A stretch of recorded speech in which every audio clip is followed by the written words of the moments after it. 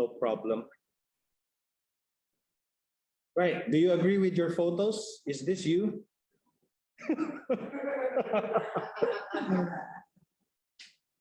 Okay, so I'm gonna be getting to know you guys more because me, Bagus, will be handling semester 1 classes.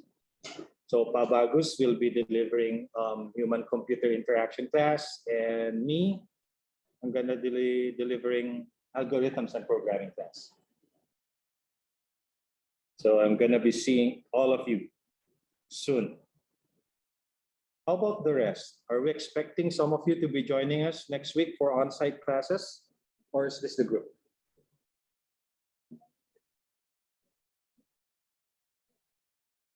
Okay, right. So let's close the mugshot. I know you don't want to look at your photos. When was this taken? Yeah. Okay, Henry, stop sharing.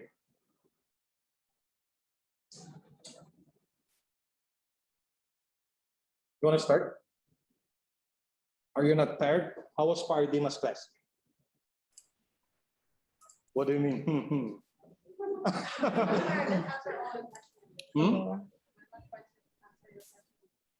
Okay, so it was fun then, right? Okay.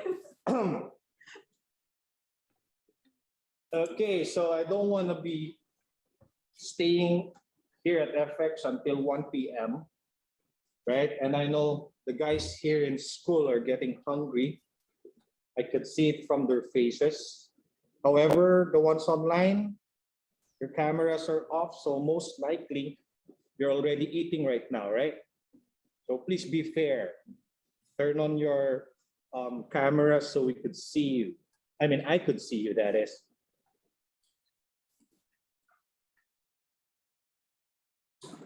Okay, yeah, let's get it started now. Okay, welcome back everyone to our session. I'm sorry.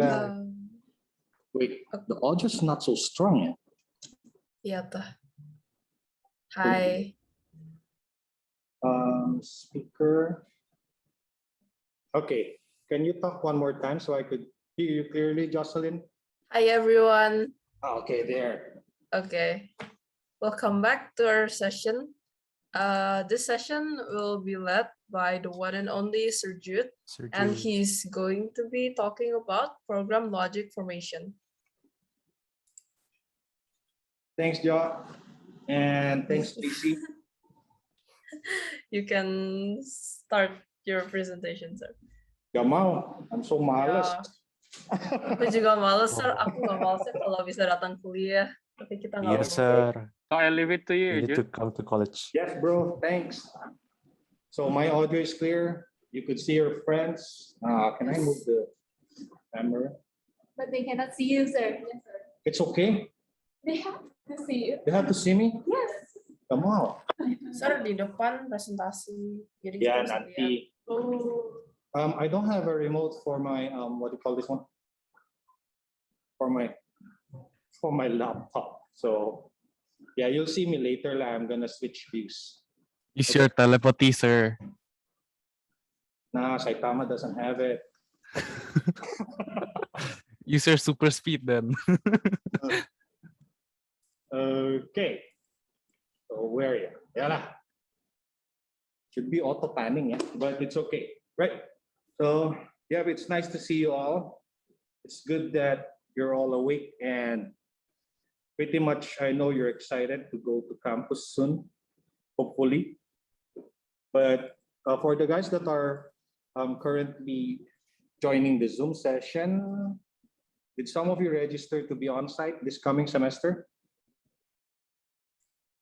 Iya, sir. Ada? Jo? Only you? Yes, sir. Only you, JC? How about the 2025 students? 55. Okay. It's Okay. in campus, sir. Right. So let's start lah. We start earlier. We end earlier as well, right?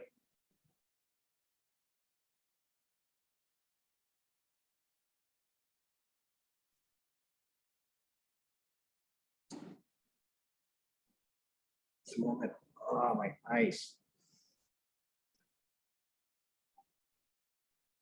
Oops. Oops.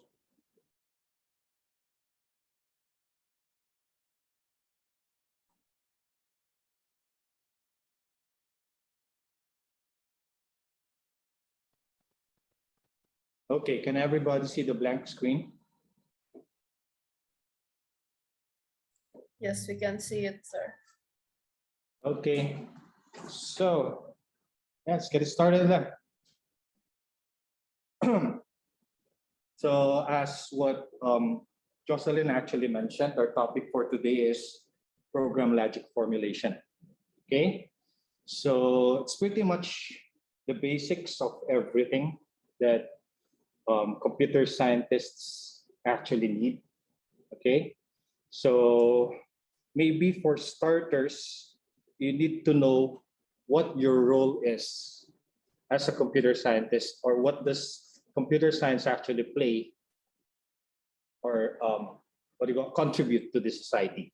Okay, so I'll be starting off with playing this video.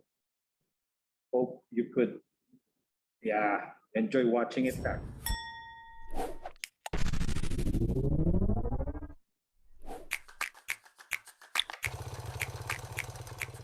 I think 19th century was about the Industrial Revolution, about electricity, about disrupting the agricultural society and making it more advanced. The 20th century was about physics and engineering to do more things easier in our everyday life, from refrigerators to washing machines. How convenient. And the 21st century is definitely the digital age. It's the internet.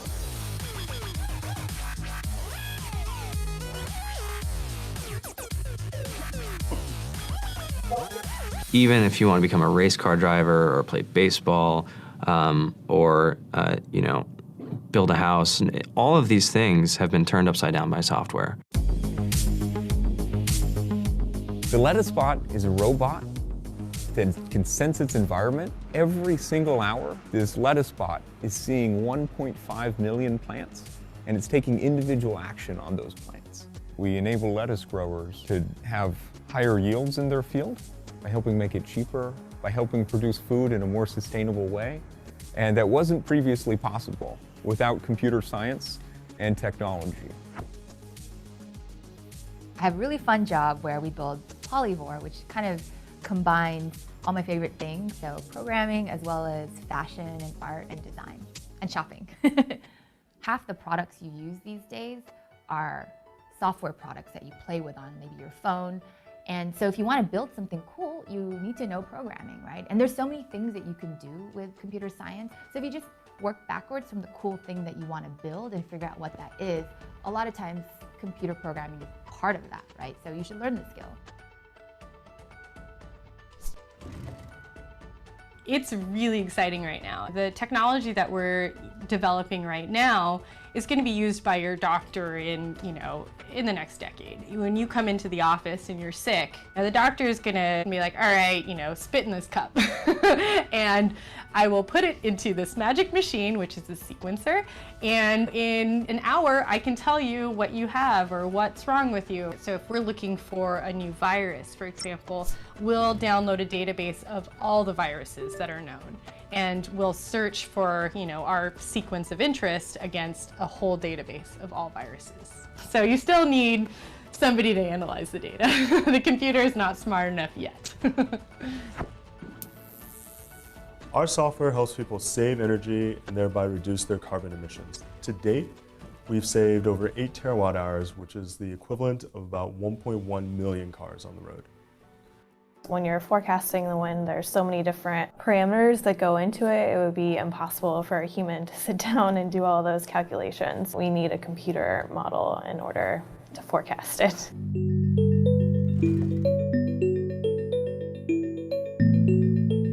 I write software which scans images, looking for bad images that we know are illegal. I work very closely with organizations like the National Center for Missing Children.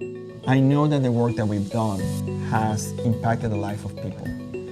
And I feel very strongly about it because there's a lot of social problems right now that could really leverage the use of technology. It's a lot about empowering the people who are there helping the world by giving them the tools to be able to do better.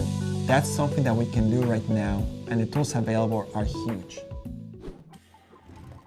The merging of art and technology is getting more and more significant now. Because computers and software are such an integral part of our lives day to day, people are realizing that it can be quite creative to take this medium of computers and create incredible works of art. In Finding Nemo, when Crush and Squirt and all the friends are flying through the East Australian Current, you're seeing images of water flowing by, you're seeing the colors on the back of the turtle, you're seeing the sides of the fish. All of those things are generated through math and computer programs that we write that we then give to the artists, and they take that to create that final image and tweak it and make it look beautiful and look fun. The crux of it is really about invention. It's about looking at the world and being dissatisfied with things and questioning everything. I always felt like if I didn't learn how to program, it would be like not learning how to read. You know, the future would just be closed to me. If you're in the coding profession, there's so many things that you can do, and you can pretty much pick and choose the course you want to be in. I think that you can start something in your college dorm room, and you can have a set of people who haven't built a big company before come together and build something that 1 billion people use as part of their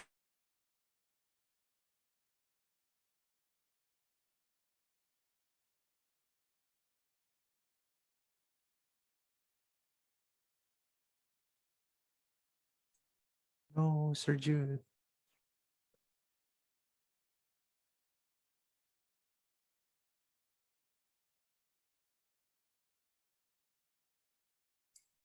Oh no, what happened? Oh no.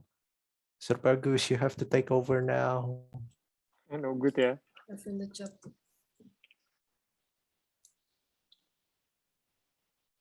Just wait lah. Let me check the class ya.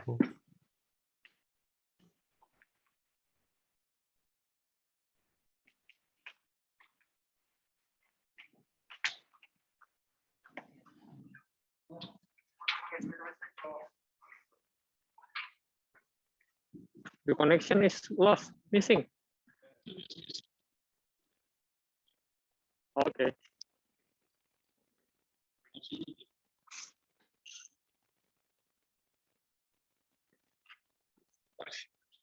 Yeah.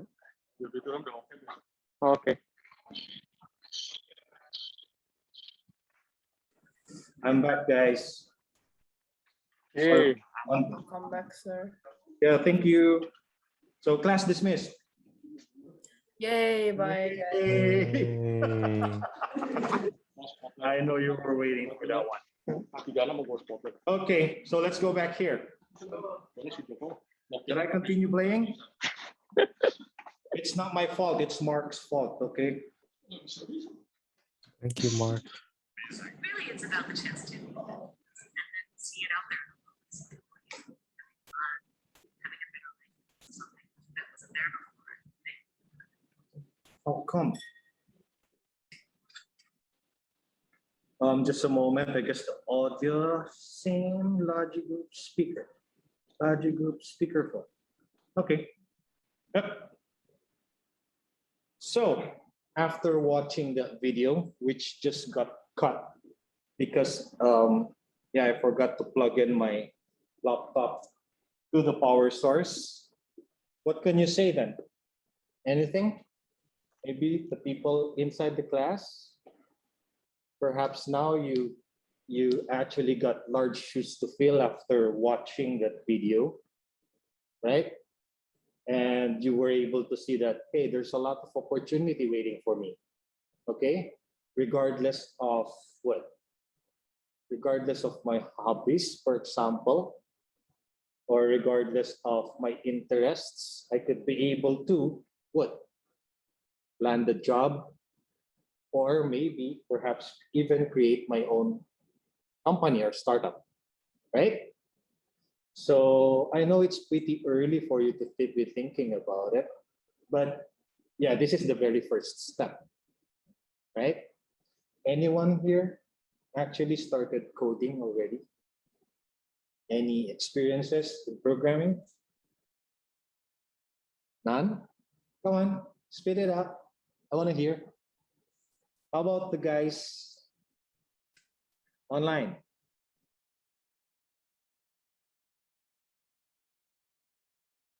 Nope, nope. A bit in Python, good. How about the rest? Hey, you're with me, right? So, any experiences? Come on, don't be shy. Yes, and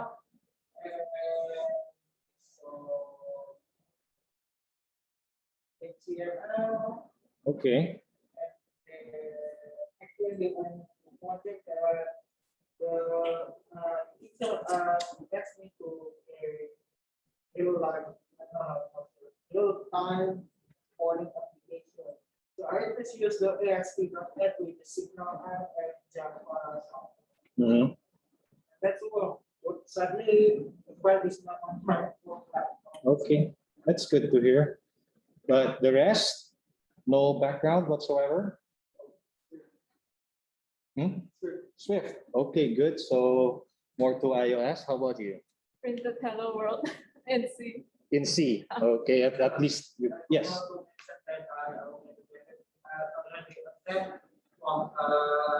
Internship before. My internship is one people, which is linguistic Singaporean business. Mm-hmm. But they demand us to use the SQL and C#, but they cannot give us version on 2019 Mm-hmm. because they still use the legacy version of 2015. And surprisingly, my intern is documented with 2,300,000. Okay, and you are? What's your name? The fields don't help. No, in your name. What's your name? Oh, my name, Rehan Mamanda. Rehan. Oh, okay, nice to meet you. Right, so we do have what? A mixture of students here, right? So sooner or later, most likely, you're gonna be, of course, communicating with each other and getting to know each other much better, right? But regardless, if you have experience already or you're maybe just starting it out and figuring it out as of the moment, no problem, okay? I mean, as I mentioned, this is the very first step. So we always start from scratch.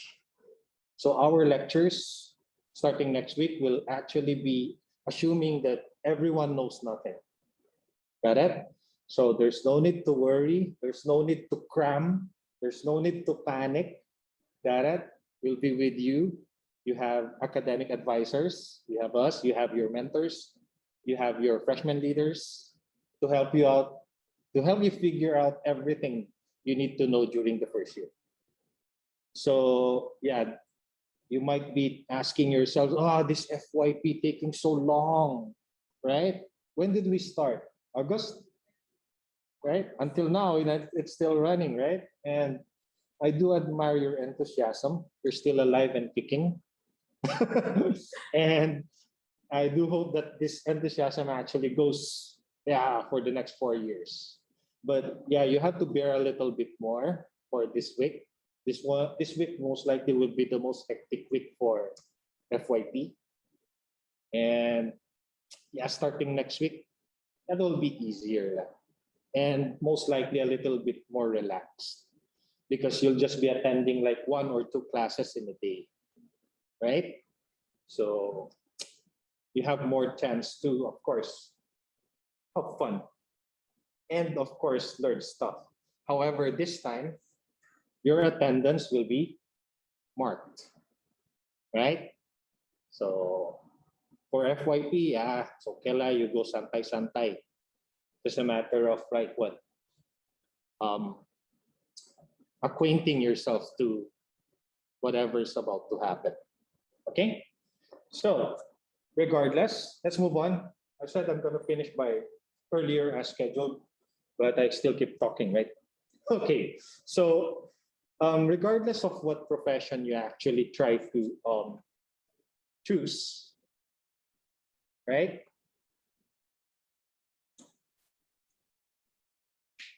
Everything is a medium for problem solving and self-expression. So let's say, for example, this one, right? If you were an artist, most likely the tool that you're supposed to be using is, of course, what? A brush or a pen, right? To create your artwork. So your canvas is pretty much blank, and then you start creating your what? Masterpiece. If you were a musician, definitely you'll be working out with notes.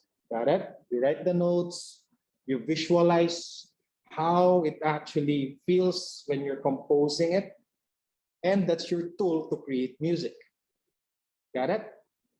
So for computer science students, what tool are we supposed to use to solve problems and express ourselves? We use our computer because we create solutions to problems that are existing with the help of technology. Got it? So each expert has their own set of tools. Now, I'm not saying that if you're a computer scientist, you cannot be an artist. If you're a computer scientist, you cannot be a musician. You could be all of those things. Got it? We just need a medium for problem solving and self-expression. And in our case, most often, we use the computer to solve problems. Maybe in our free time, yeah, we use other tools to create other stuff as well, right? So programming is actually an art in itself, right? You could be creative in solving the problems. I mean, let's say, for example, I give a specific problem for you to solve. Each one of you would be coming up with your own solutions, right? There's not one solution to a given problem. One of you would be able to solve it differently, right? I mean, even if, let's say, for example, we're all in the same wavelengths, but our thoughts most likely on solving that specific problem would be different, right? So that's why being a lecturer for CS and checking programs and marking them is very difficult, because we need to consider that there is more than one way of solving a problem. And how do we measure it? In terms of efficiency. Okay? So as early as now, you have to remember, as CS students, the shorter the code, the more efficient it is. Right? I mean, you could be able to create a program that maybe is like 1,000 lines of code. And then the other student was able to solve it using 500 lines of code. Which do you think is more efficient? You both solved the problem. However, the other one solved it in a more efficient manner. We have to solve problems in a more efficient manner because our computers, yeah, they're limited, right? They have limited RAM space. They have limited storage, right? The resolution of the screen is limited and so on. So we always have to think of efficiency when we're creating and writing solutions to problems. And there's also one thing that you have to take note of. Your first solution is not always the best solution. Okay? So as semester 1 students, I give you a problem, then you solve it. And then somewhere perhaps in your 3rd or 4th or 5th semester, you encounter the same problem. But given your experience or experiences for the previous semesters, you were already able to come up with a better solution compared to what you were able to show us during the first semester, right? So that's the point. Okay, we're good. Now, don't be afraid to experiment. Don't be afraid to play with code. Don't be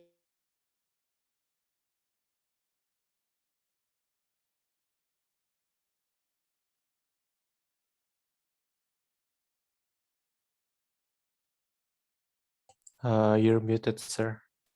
Sir, sorry, sir. I kepencet, sir. Just Sir, say. you there? I'm so sorry, sir. I didn't mean it. So is my audio clear now? Yes, yes. I'm so sorry, sir. A while back, it wasn't? Yes, you're back, you're back. Yay, thank you. Okay, so where was I? Now I got lost in thought. Then it takes me like 2 hours to get back. Okay, so generate, let's go left. This is what computer science is. Okay, it's the science of solving problems with the aid of a computer. Okay, got it? So we use our computer as a tool to solve problems. So the playing fields, pretty much mathematics, programming, engineering, name it. Okay, everything that you've got under your sleeve, you put it into practice. Okay, got it? But most often, for starters, we actually start off with very basic programming exercises. So it's just like, how do I say it? It's more of like, not a very big leap. However, we do it step by step. Okay? But yeah, these are the playing fields. So you'll be expecting to be enrolled in some math courses, right? You don't worry, in your programming class, I'll be giving you exercises related to physics, to chemistry, to calculus. You love those courses, right? Algebra, trigonometry, analytic geometry, perhaps? Yes? Okay? Don't worry. I mean, the computer's gonna be making it easier for you because if you know how to write a very simple code, then it would be very easy to solve it, right? You know the input, you know the output, you know the formula, you come up with the steps. Then it's just a matter of writing it using a programming language. Okay? Getting worried? Voila. Okay, so what does it take to be a computer scientist? Okay, so it says here, computer scientists must have a strong grasp of mathematics and computer systems. Okay, they should be creative, right? You weren't expecting that perhaps.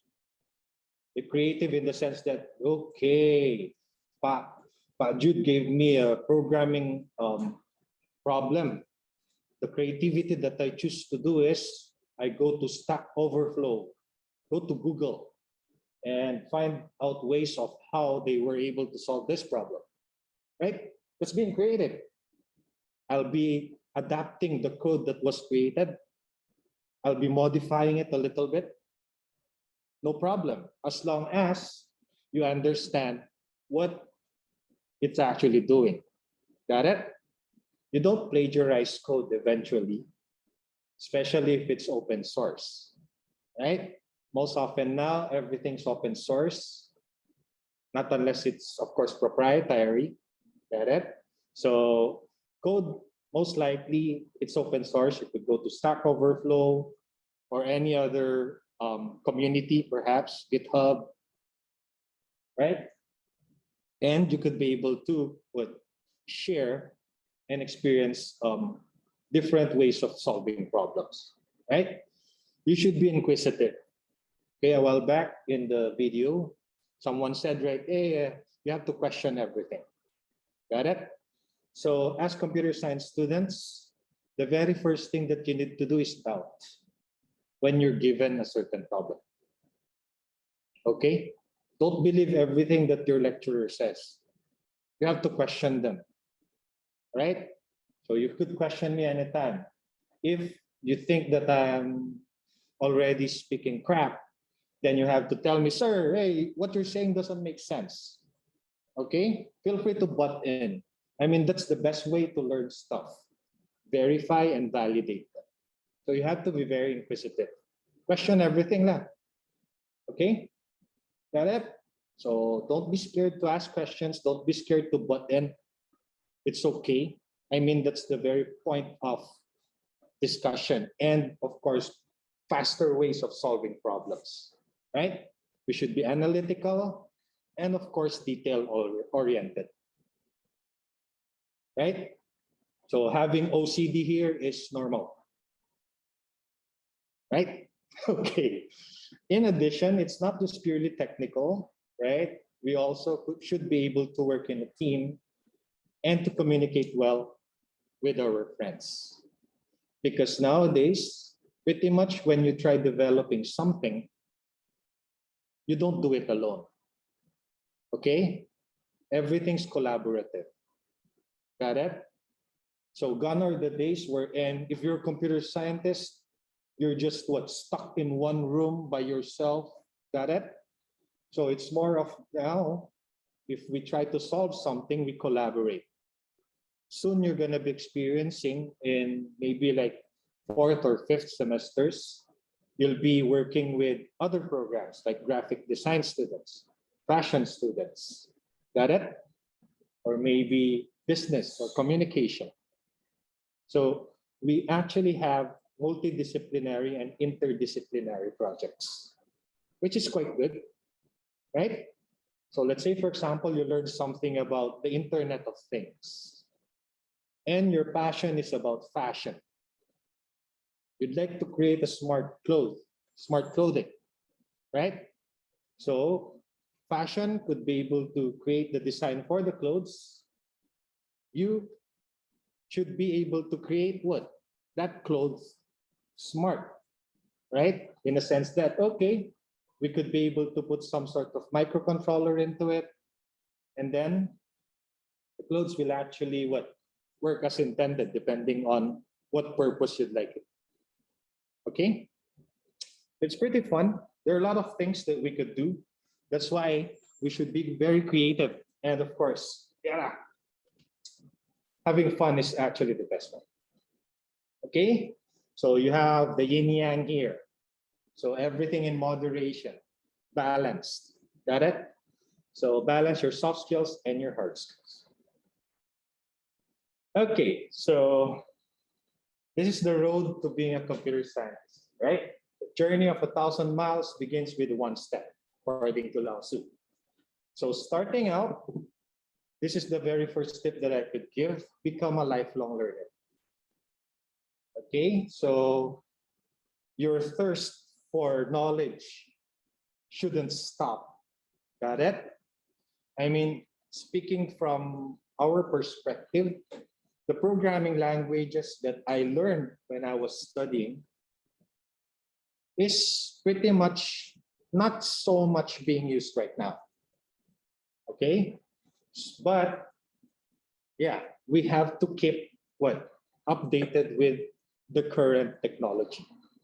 I mean, technology evolves very quickly, very fast, right? Catching up or coping with it, it's pretty much very difficult. So we have to be lifelong learners. So once you start out with this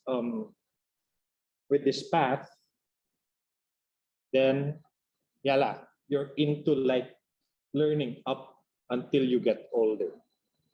Even if when you're working, even if you have your own business already. Okay? Even for us, we're still studying. Right? Understand your future role. Okay, what's your future role? May I ask? Anyone? Oh, you're so malu, yeah. Yes. What's your future role? Problem solvers, right? Got it? So our future role, we're problem solvers. So start off with, of course, writing some pseudocodes, right? Start with some tweaking those pseudocodes, writing algorithms, okay? So you could write it for all sorts of things. After you learn how to write them, then programming should come naturally. Algorithms are pretty much the basis, okay? Your algorithms, regardless of what programming language you choose, you should be able to implement them. Okay, now I haven't even defined what an algorithm is. So anyone here know what an algorithm is without checking it in Google? Anyone? A method? Okay, good. What else? Steps, yes. Okay, process, yes. A method for AI to determine how to act. Okay. What else? How about the guys in the room? Come on, you're with me, right? Operations. Okay, come on, keep it coming.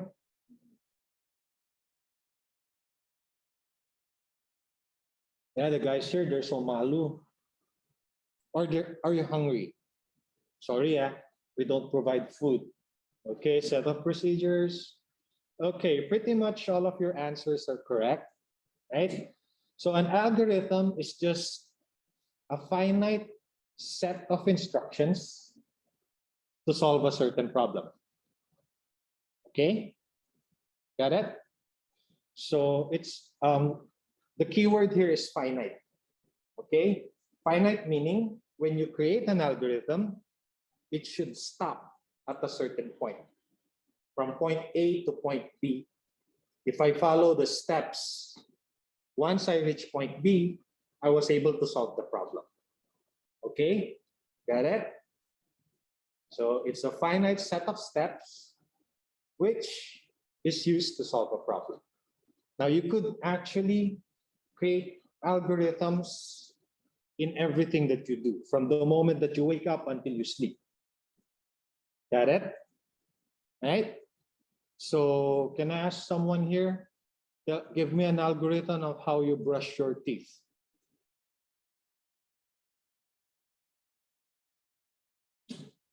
Where are those mugshots yet? Okay, 1, take your toothbrush, correct. Step 2.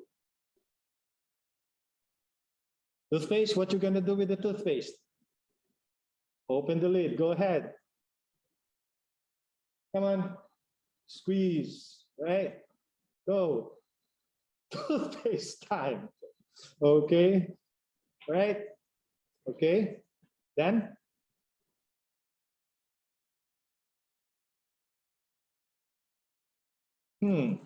Joshua does have a lot of steps when brushing his teeth, yeah?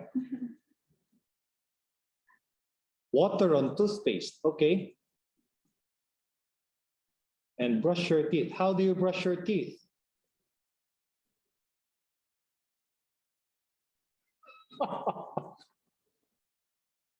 Move arm left, okay, go up and down, right. Okay, nice, right? So that, what you're doing right now are actually the steps on how you're gonna brush your teeth. And that is an algorithm by itself. Got it? Okay. Now, I'd like to ask you to look at this pseudocode. What do you think is it trying to say? Now, I know even if you don't know how to program, maybe you should be able to understand the words that are written there. And perhaps, oh, it's blurry. Really?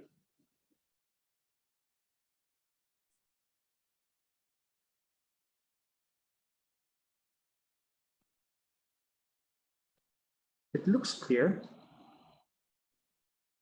Internet probably, right? Okay, I'll just be sharing the materials after. Okay, and then give me your answers when I see you next week. Understood? Right? We'll be seeing each other next week anyway. I'll be seeing some of you on Monday and some of you on Tuesdays. Right? Okay, let's move on. So, these are the program design essentials. Looks like a journey for a video game here. All right. So, each and every time you're actually given a problem, the very first thing that you need to do is to understand the task that the program is about to perform. Okay? So determine the steps that must be taken to perform the tasks. This, of course, involves the creation of an algorithm or using flowcharts and or pseudocode. Okay? Algorithms could be written in any language. You could write it in Bahasa Indonesia. You could write it in what? Kanji, if you like, right? As long as you'd be able to understand them. Algorithms are just steps, got it? To solve a certain problem. So you could write it in any way that you like. Got it? But sometimes seeing illustrations is actually easier, right? So they actually came up with, okay, you could use flowcharts. Are you all familiar with flowcharts? Did you ever make flowcharts before? Right? Okay, yes. So it's pretty much easier to understand rather than pure text, right? I mean, I'd rather look at an image rather than reading text. Got it? That's why I don't want to read novels. I'd rather read manga. Understood? Because it's got a lot of images. But if I get bored with manga, then I'd rather go watch anime. Right? Okay. Now, but regardless, let's go back to the point. Your algorithms, you could show them using pure text, or you could use flowcharts, or you could use pseudocodes. Anybody here know what a pseudocode is? Anyone? Pseudocode. Yes.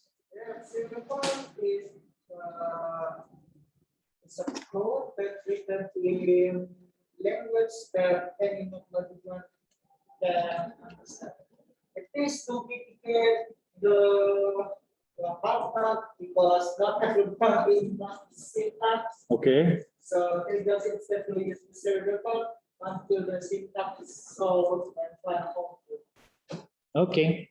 So if we talk about pseudocodes, as the term implies, right, pseudo or quasi, meaning you could mix syntax of a programming language that you've already learned with, of course, the words that you're used to. Okay, you don't actually bother about syntax. Okay, anyone, you know what syntax is? Grammar. Hmm? Grammar. Grammar, okay. Is it? Anyone? Syntax is, come on. Syntax is a set of rules. That is what? That you need to follow from a certain programming language. If you don't follow that rule, you encounter a syntax error. So as long as you follow the rule or the syntax of that programming language, then you don't end up having syntax errors. But for pseudocodes, there's no such thing as syntax error. You don't check syntax with pseudocodes because it's just what? An algorithm. Got it? You don't write the pseudocode into a program. Got it? You just use it to guide you as a series of steps. Okay? It's just one way of writing an algorithm. And I guess I could show you an example. I'll skip this one first. I'm going to be playing it later. Let's go.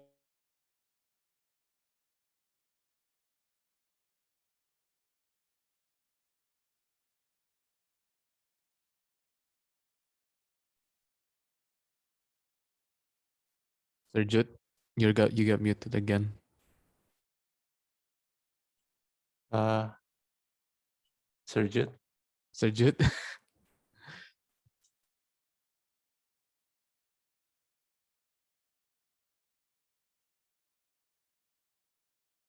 Sir? Sir?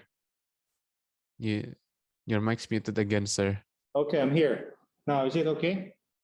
Loud and clear? Yeah, we can hear you. What happened a while back? Yeah. Okay, at any rate, guys, I'll be going back to the video later, right? So this is what an algorithm is. A step-by-step method for solving a problem or doing a task. Very simple.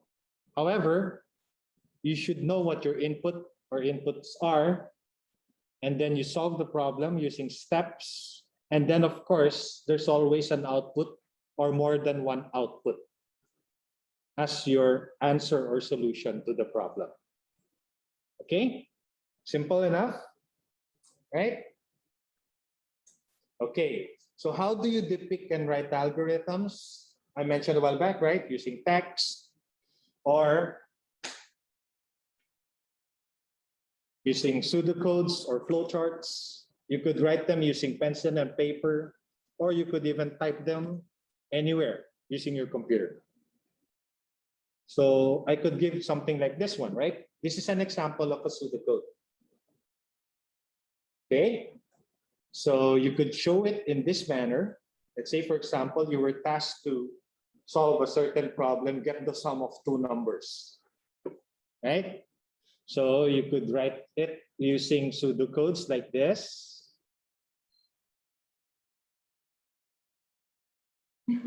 Okay, goes in the machine. What happened? It's okay. Right? Or you could show them using something like this, which is a flowchart. Right? All of you are familiar with flowcharts, I suppose. Yes? How about the girls in front? Familiar with flowcharts? Yes, I see the thumbs up. The rest? Oh, you're so quiet. Yeah, I know you're already hungry.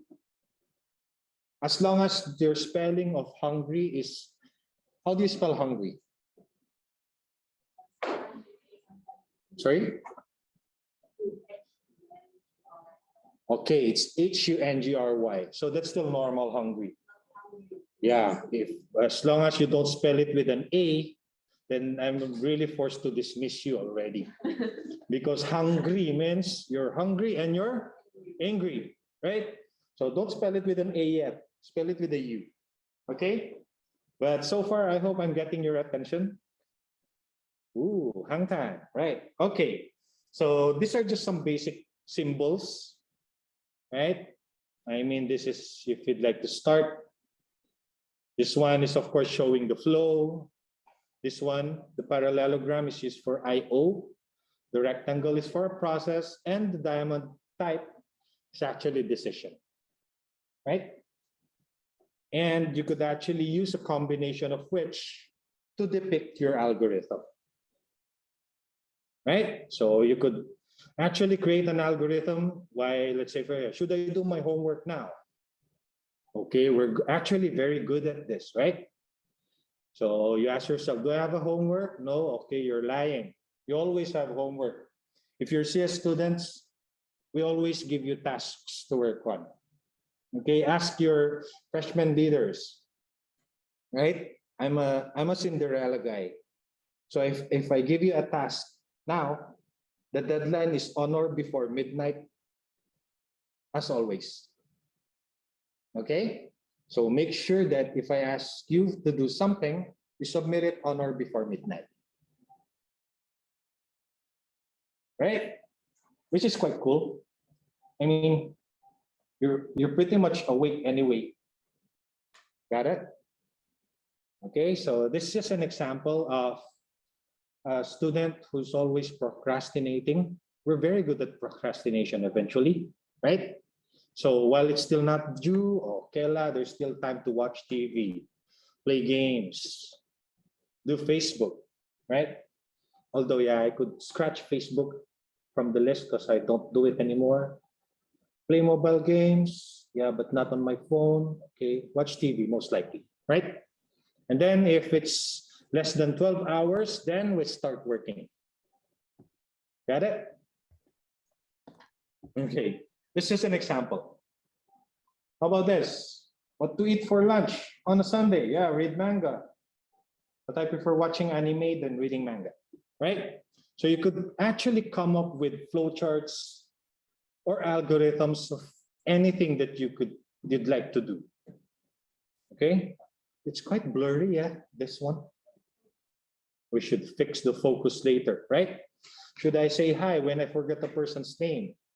Imagine that, yeah, you meet someone, but you forgot his name, but you know his face. It happens to everyone, right? And then you just say, hi, bro. And then, okay, You actually don't know what to do afterwards and it becomes awkward, right? But you're so ashamed to ask their names. Got it? Yeah. You could actually come up with your own algorithm on how to do it. At least the next time it happens, you already know what to do immediately, right? So start training your minds to create algorithms for everything. Okay? What else? Do we have some more? Okay, should I listen to my mom? Okay, so it's pretty much blurry. I'll just share the materials later. Okay? So if you're worried about how blurry it is, then I'll just share the materials. Mom's orders are non-negotiable. Yep, you're definitely right about that one, Burns.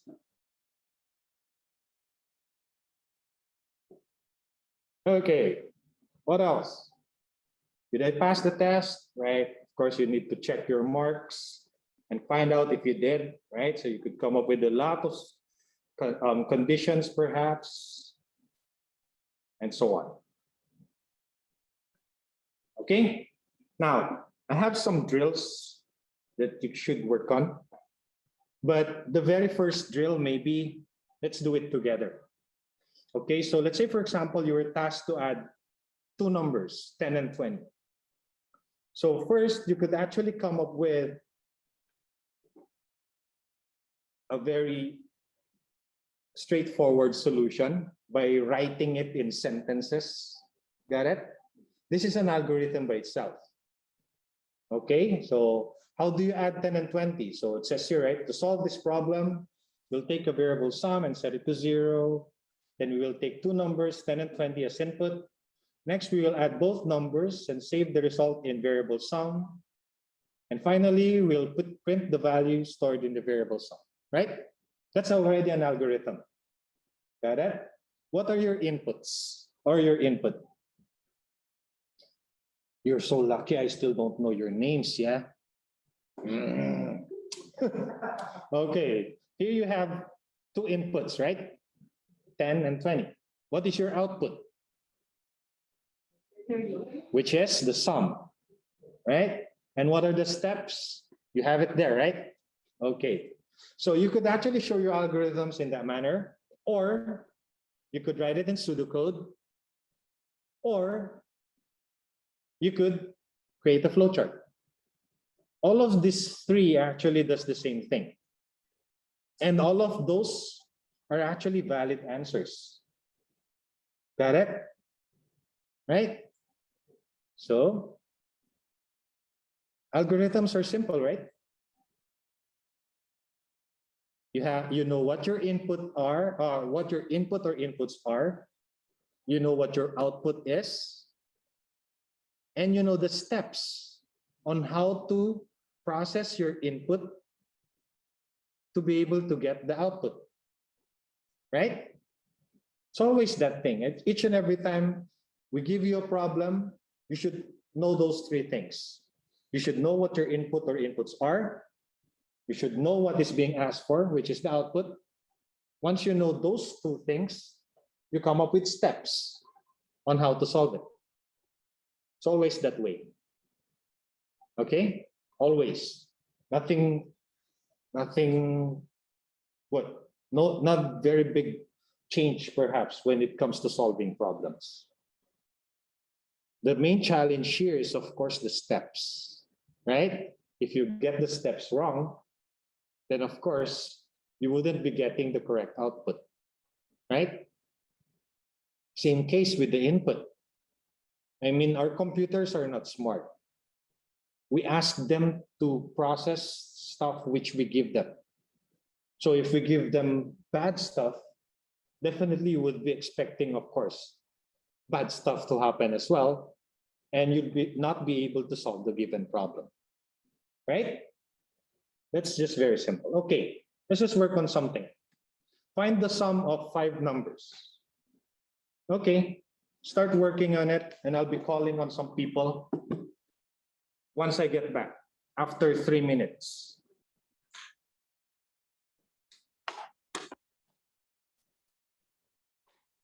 Come up with the steps. Anyone want to go for a toilet break? You may go now. I'm going.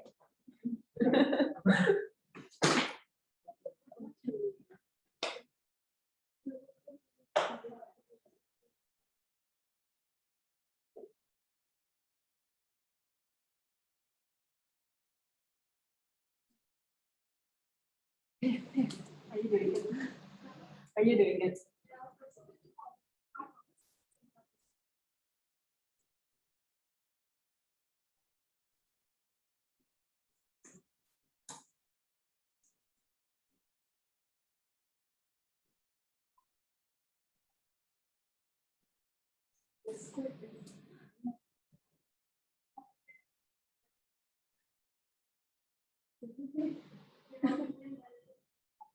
Oh my God.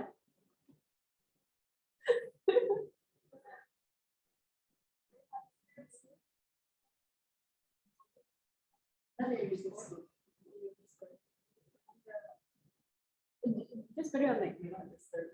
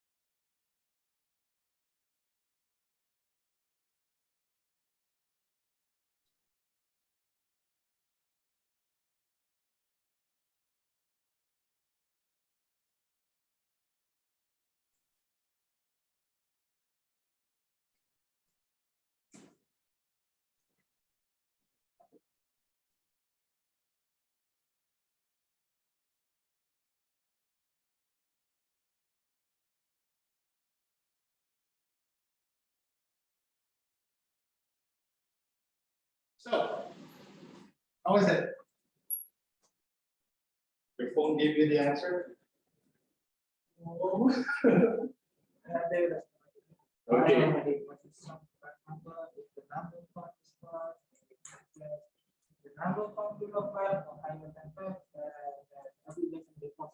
Okay, good. Right. So, hello guys, I'm back. Is my audio okay? Loud and clear? Okay. So I know you've pretty much worked on something. I guess my lecture will be cut short. I'll just be talking until 11:15. And Puffy Jar actually wants to talk with you a little bit. Okay, so yeah, you could come up with something like this one as your algorithm. Anyone come up with something similar? Something like this, perhaps?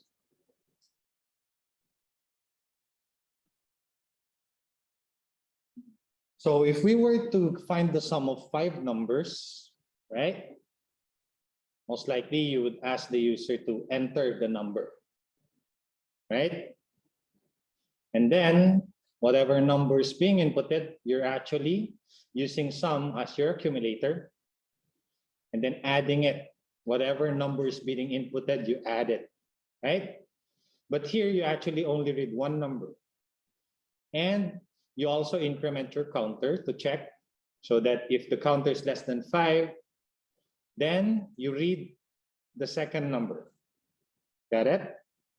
And then you add it into sum once again. As long as the counter is less than 5.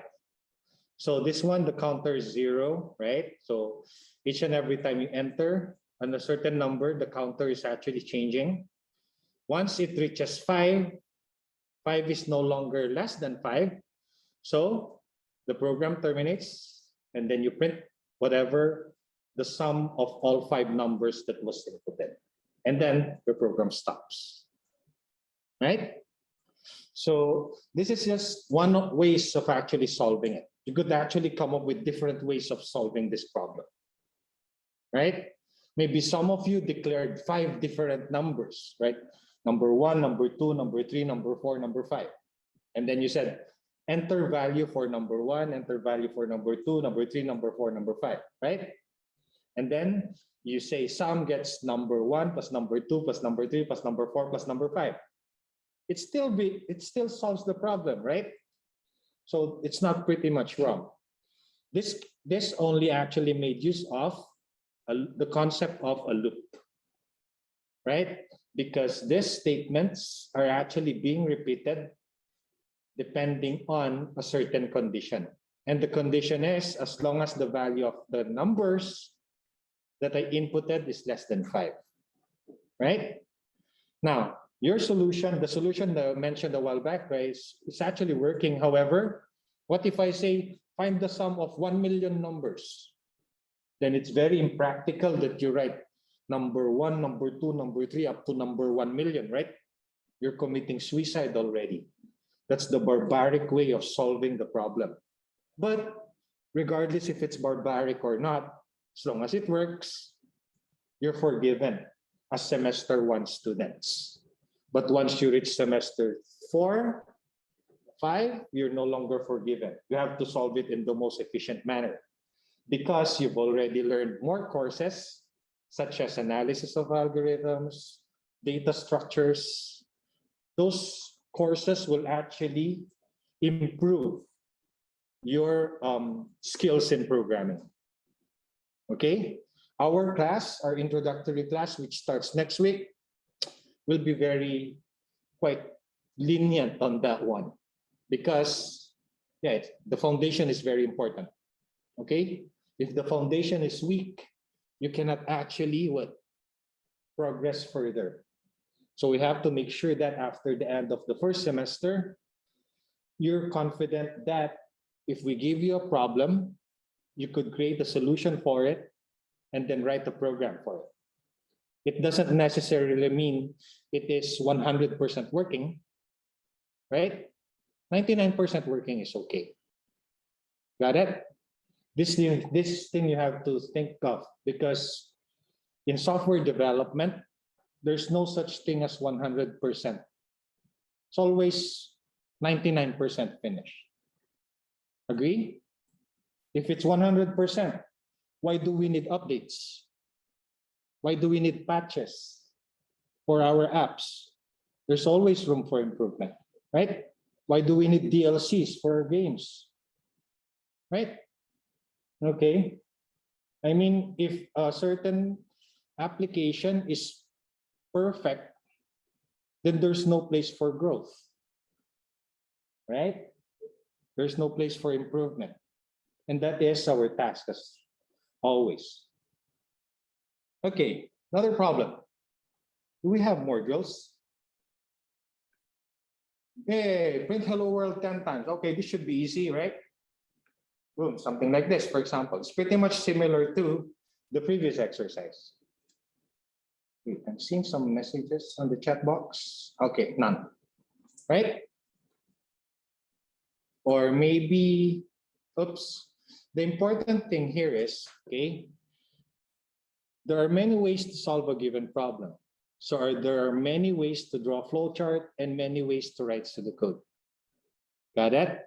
So don't be afraid to show or create your solutions, because pretty much all of your solutions were correct. Got it? It's just a matter of you trying to defend that your algorithm is working. Right? And yeah, there are multiple ways to solve a given problem, and your first solution is not always the best or accurate solution. Got it? That's why you come up with version 1, version 2, version 3, version 4. And the more versions you have, the better your application is. Right? Hopefully. Got it? Because soon you're going to be experiencing bugs. Okay? You know what a bug is, right? So how do you fix bugs? Okay, you debug them, right? How do you define debugging? What is debugging? Debugging is a process that the developers and the coders are working together to find the flaw of the application, which is that simply called bug. Okay. So in short, debugging is the process wherein you remove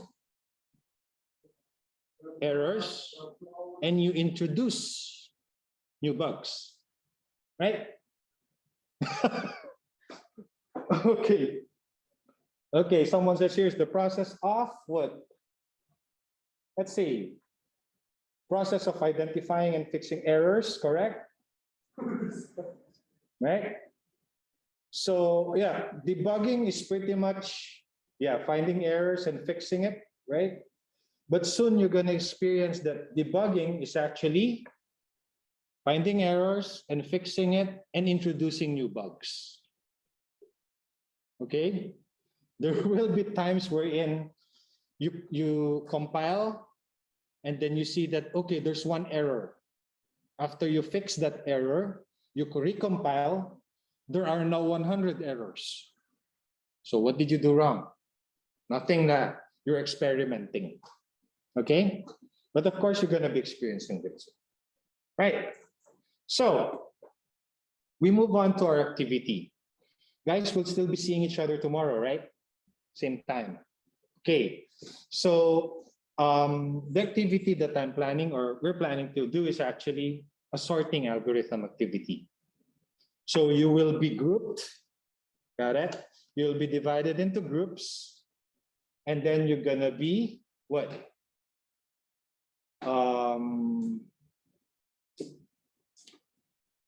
Creating algorithms, simulating them, and so on. Okay? So let's go back here, right? So we have what you call a sorting algorithm, right? So sorting is pretty much just arranging data either in ascending or descending manner, right? Do you even play cards? Yep. You play chapsa? I learned chapsa here in Indonesia. My first set of students actually taught me to play it in the lab room in JWC. And it's quite fun, right? Chapsa is fun. You play chapsa, right? And most often you actually sort the cards, right? Either by suits or by the number 1, 2, 3, 4, and so on, right? So yeah, final project, you could create chapsa game, right? With the twist, chapsa with the twist.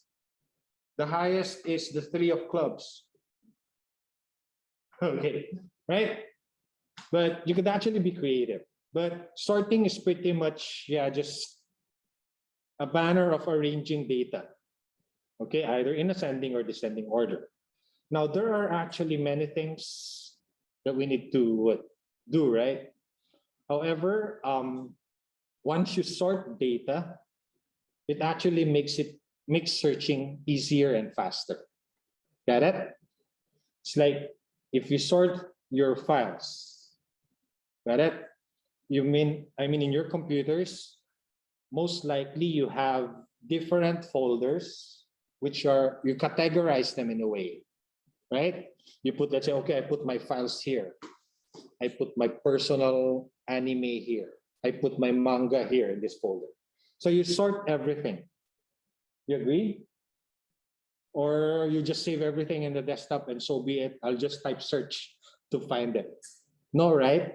As much as possible, you'd like to be what? Organized. Okay? And of course, that involves sorting. Now, in computer science, we actually study these algorithms. Okay? Now, there are a lot of sorting algorithms available. Okay? All of these sorting algorithms work. No issue. They even named them quite interesting, right? Bubble sort, insertion sort, selection sort, quick sort, merge sort, heap sort, so on. But all of those things actually does the same thing. They sort data, either in descending or ascending order. I'm sorry, why did I make use of the word sort? They arrange data. Got it? Either in ascending or descending order. So what makes this sorting algorithms different? Why do they have to come up with so many ways of sorting? So I mentioned a while back, right?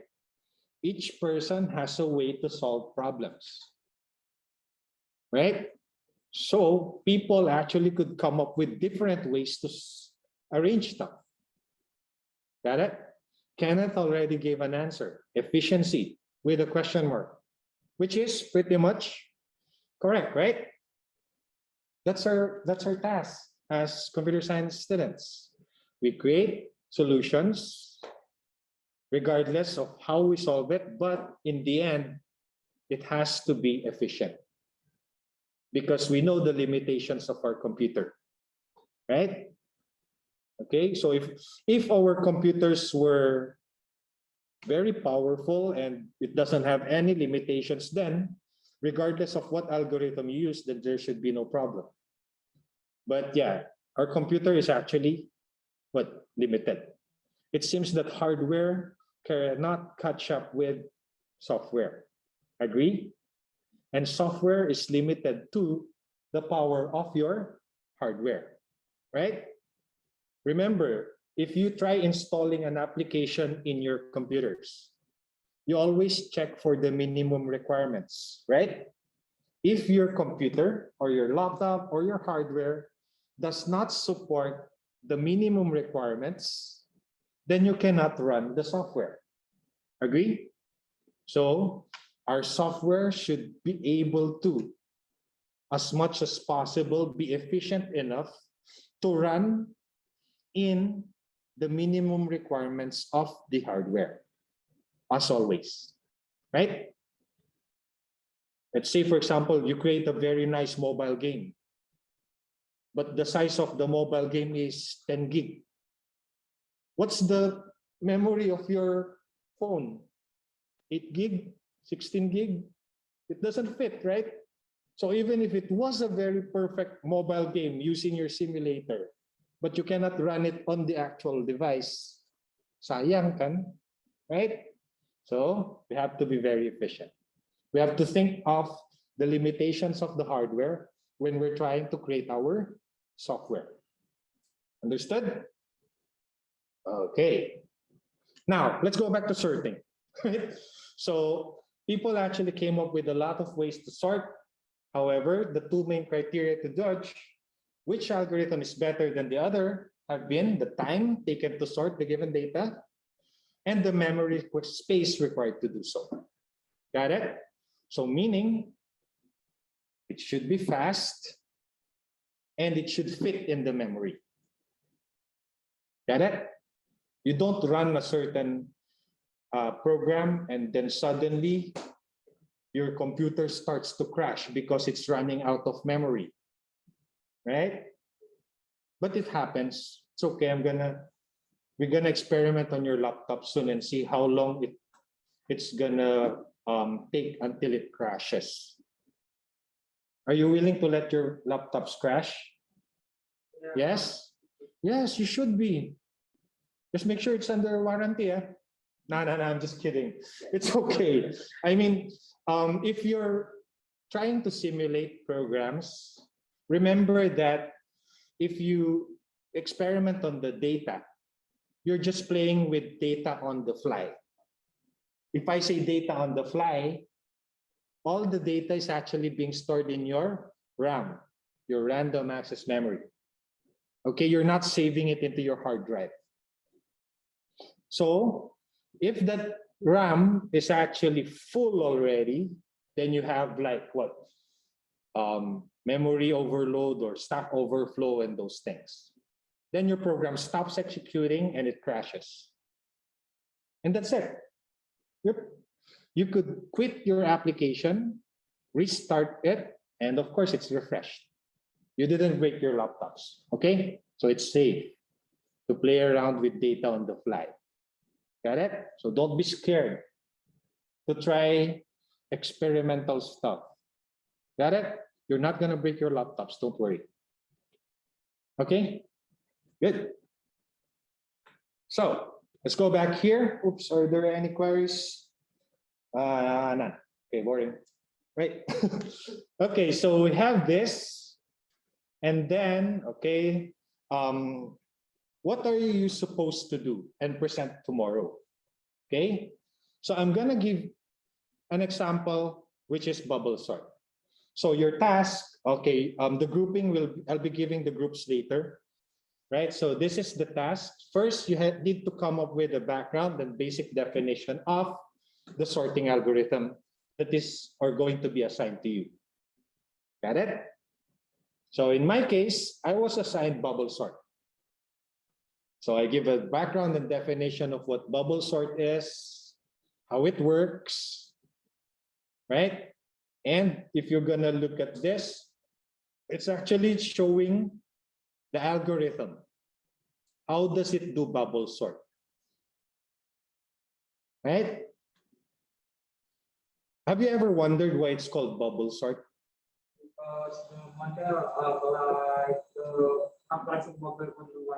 Okay, and it was discovered by someone drinking in a bar. So beer was poured on top of the glass, and then he was just like contemplating. And then he says that, okay, smaller bubbles go up first before the larger bubbles. Okay? True story. Yeah. Okay, very good. Yeah. You're starting to turn into a real computer science student. You doubt what your lecturer is saying. Okay. Maybe you could do a little bit of research if I'm telling the truth or not. Okay. But I could come up with a pretty what do you call it? Yeah. Persuading story. Okay. 90%. 90%, yeah. All right, and the rest is basically okay. Oops, are we being recorded? Are we being recorded? Right. Okay. Okay, but yeah, smaller bubbles actually go up higher, faster, and then bigger bubbles actually go up a little bit slower. Do bubbles actually go down or not? You're not fans of soda cans, yeah? You don't drink soda that much? No, yeah, more a bottle and stuff, not carbonated drinks. Not much, yeah. Beer? Oh, you're still minors? Okay, so good. Coffee only. Are there bubbles in coffee? Mix up with soda, yes. Carbonated coffee. I haven't tried carbonated coffee yet. That should be new. Water, juice. Okay, good. Monique, I'd like to see it soon, yeah? Next week. All right, thanks. Okay, so let's go back. Oops, oh no, I promise it's 12:15. Okay, so this is the task, right? Come up with the background definition, how to implement, showing the algorithms or the steps, And then, don't worry, I'm going to be sharing this file. Show how it works, right? So here, let's say I have a list or an array which contains 516243. You visualize how the algorithm works, right? Because this one is actually based here. From the first element, compare the current with the next element, and so on. Okay? If the current element is greater, then you swap. If not, then you go to step 1. So it's pretty much the same, right? So I'm gonna compare 5 and 1. So it's larger, so I swap. Notice that 5 is already here. Then I compare 6 and 2, swap, and then I compare 4 and 3, and so on, blah, blah, blah. Got it? So in the end, yay. From the first part, I was able to put the value 1 on the leftmost part of the array. So meaning if I continue, I compare 5 and 2, and then 5 and 4, and then blah, blah, blah, and so on. Right? So pretty much that's how bubble sort works. It compares and it swaps. If, let's say for example here, right? 5 is greater than 1, so there's swap. 5 is less than 6 here, right? So after you swap, you get 5 and 6. But 5 is less than, 6 is greater, so there's no need to swap. I'm sorry, no swapping here, but here you have to interchange with 6 and 2 because 6 is larger, so you swap once again. 6 and 4, swap once again. 6 and 3, swap once again. So in the first round, notice the largest element is already found here. Then you start over again. 1 and 5, 5 and 2, you swap, right? 5 will be here. 5 and 4, you swap, right? 5 and 3, you swap. So the next steps will be 1, whatever number there is, and then 5 and 6 will actually be here. So if I continue, then in the end, I should be able to sort this eventually. This is how bubble sort works. Compare and swap. Okay? But of course, we mentioned that, hey, you could be able to improve how bubble sort works. So you could optimize your algorithm, fix it perhaps, and then you could come up with a new way. Oops. For bubble sort, you have to sort multiple times to end with an, yeah, yes. Yes, Steph, that's the main point. That's why bubble sort is very slow. If you have 5 elements, you have to do and compare it 25 times. So if you're going to look at it, it's actually very exponential. It's m squared, right? Even if it's already, let's say, 1, 3, 2, 4, 5. You only need 2 and 3 to swap, right? To sort the entire list. However, you have to do it 25 times. That's how bubble sort is. It's slow, but it works. Okay? So this actually executes n squared times. Meaning, if you have 5 elements, you have to compare and swap 25 times. So if you have 100 elements, 100 squared, oh, that will be quite long, right? But for our computers, it's pretty fast eventually. Okay? Okay, so, right. So let's go with the groups.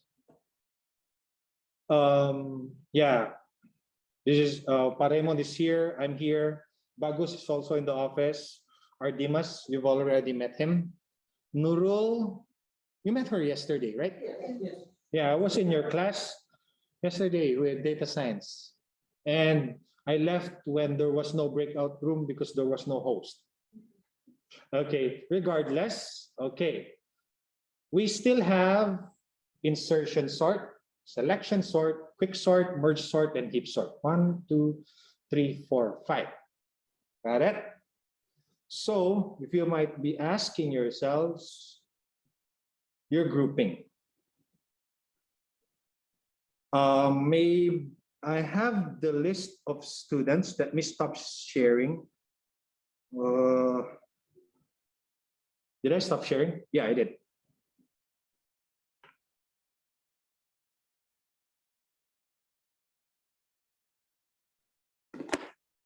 Did you learn something today? Did you learn something? Really? Okay, good. Right.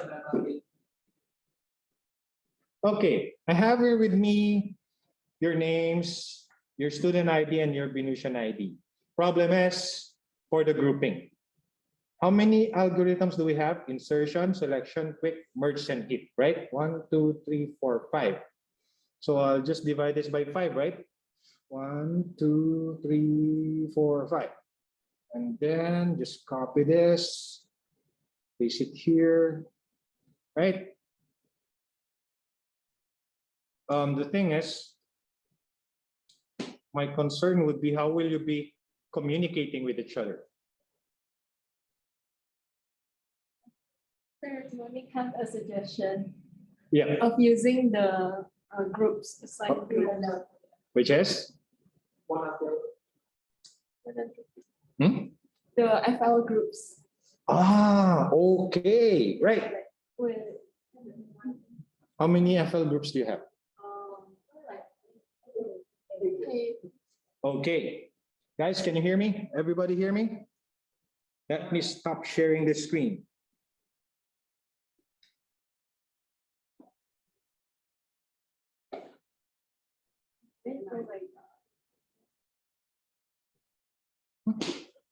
What am I doing? How many students are there in total for class? There's like 58 students. Okay, there's a suggestion here, guys. We group you by FL groups, right?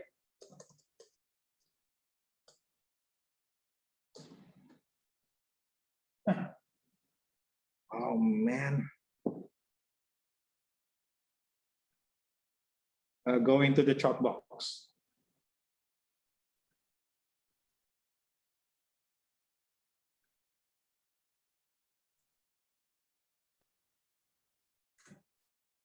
Okay, how many FL groups are there? There are 8, 9.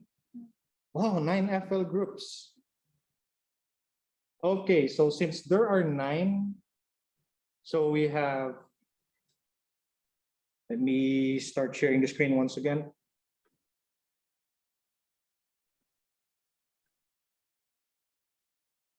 Can you see this?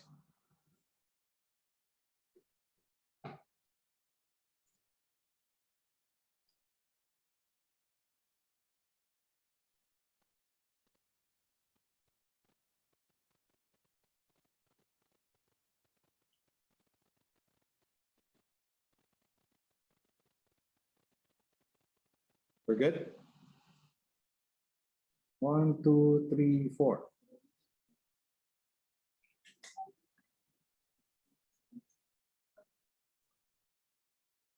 Okay. And let's make FL9 be the only one. You good with the grouping?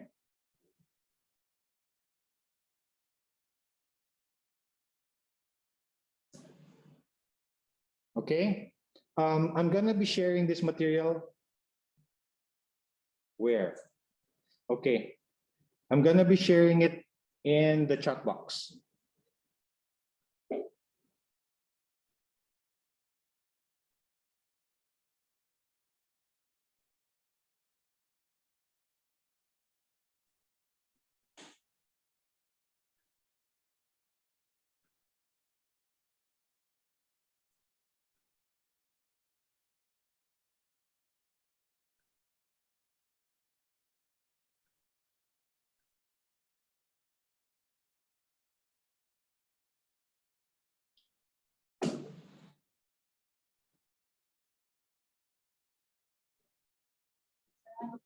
Yes.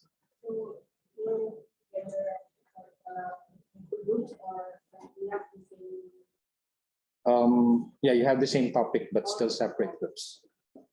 So if it was FL1 and FL3, for example, you still be in separate groups and you'll still be working, however, you'll be working on the same algorithm. So let me just share I'll just share the PDF lah.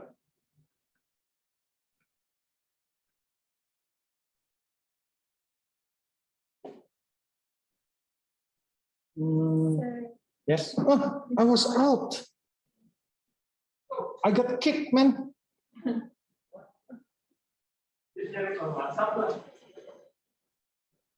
Or WhatsApp lah. Okay. Okay. Let's go, yeah. Fihar wants to talk with everyone. Okay, I'll just open WhatsApp lah. Oh man, I got kicked without saying goodbye. Yeah. What? Am I still there? Oh yeah, I'm still there. Sorry. Okay. I'm gonna share the files in our WhatsApp group. We have WhatsApp group. Yeah, we have.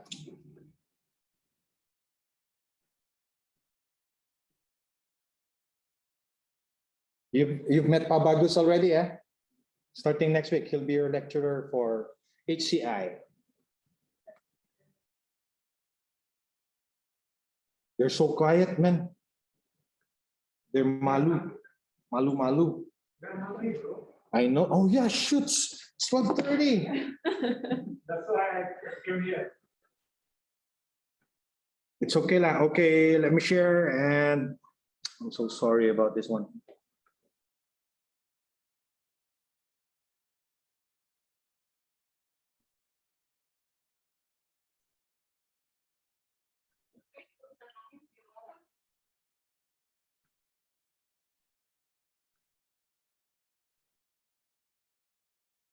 You're excited to go home? Excited to eat. Started to eat. Are there any good food here in the building? Previously, but I don't know if they're open. Yeah, with A already. Okay, guys, I've already shared the material in our WhatsApp group for CS Batch 2025.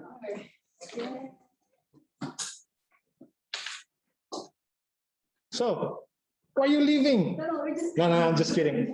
Okay, so with that, I guess I end this session and wait, maybe.